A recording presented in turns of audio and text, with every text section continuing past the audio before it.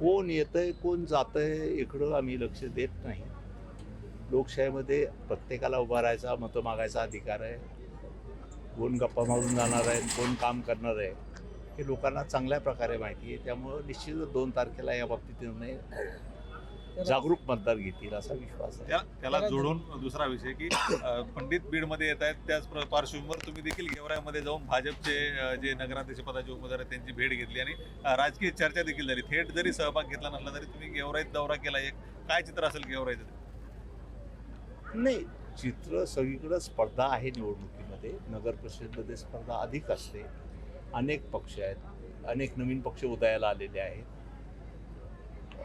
दांडा आणि झेंडा कुठले कुठं लागले ते कुणाच्याच लक्षात राहत नाही, कोण कुठं गेलं काय राहिलं. तरी पण मला वाटतं त्या ठिकाणी पण स्पर्धा आहे आणि बदामराव पंडित बाळराजे यांनी चांगलं आव्हान त्या ठिकाणी उभं केलेलं आहे. निश्चित गेवराई आत्तापर्यंत गेवराईकरांना साथ दिलेली आहे. त्यांना प्रत्येकाला उभा राहायचा, मतं मागायचा अधिकार आहे. कोण गप्पा मारून जाणार आहे, कोण काम करणार आहे, हे लोकांना चांगल्या प्रकारे माहिती आहे. त्यामुळं निश्चितच 2 तारखेला याबाबतीत निर्णय जागरूक मतदार घेतील असा विश्वास आहे. त्याला जोडून दुसरा विषय की पंडित बीडमध्ये येत आहेत, त्याच पार्श्वभूमीवर तुम्ही देखील गेवराईमध्ये जाऊन भाजपचे जे नगराध्यक्ष पदाचे उमेदवार आहेत त्यांची भेट घेतली आणि राजकीय चर्चा देखील झाली. थेट जरी सहभाग घेतला नसला तरी तुम्ही गेवराईत दौरा केला, एक काय चित्र असेल गेवराईचं? नाही, चित्र सगळीकडं स्पर्धा आहे. निवडणुकीमध्ये नगर परिषदेमध्ये स्पर्धा अधिक असते. अनेक पक्ष आहेत, अनेक नवीन पक्ष उदयाला आलेले आहेत. दांडा आणि झेंडा कुठले कुठं लागले ते कुणाच्याच लक्षात राहत नाही, कोण कुठं गेलं काय राहिलं. तरी पण मला वाटतं त्या ठिकाणी पण स्पर्धा आहे आणि बदामराव पंडित बाळराजे यांनी चांगलं आव्हान त्या ठिकाणी उभं केलेलं आहे.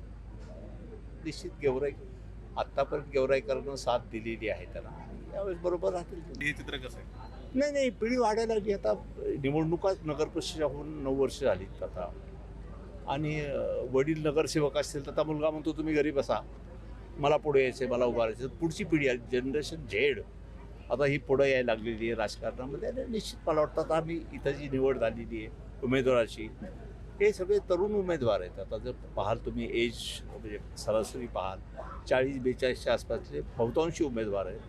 चांगले उमेदवार आहेत, काम करणारे लोक आहेत, त्या अर्थाने निवड केली. राज्याच्या राजकारणामध्ये एकत्र असलेले महायुतीतील घटक पक्ष हे आमने सामने येऊन लढतायत.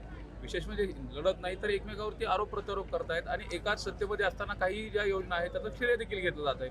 विशेष मुख्यमंत्री उपमुख्यमंत्री हे एकमेकांच्या विरोधामध्ये टीका टिप्पणी करतात. असं चित्र या अगोदर कधी तुम्ही पाहिलं होतं का? राजकारणामध्ये गेली अनेक वर्ष आपण तुम्ही पण पाहता, मुलाखती घेता, आम्ही पण पाहतो.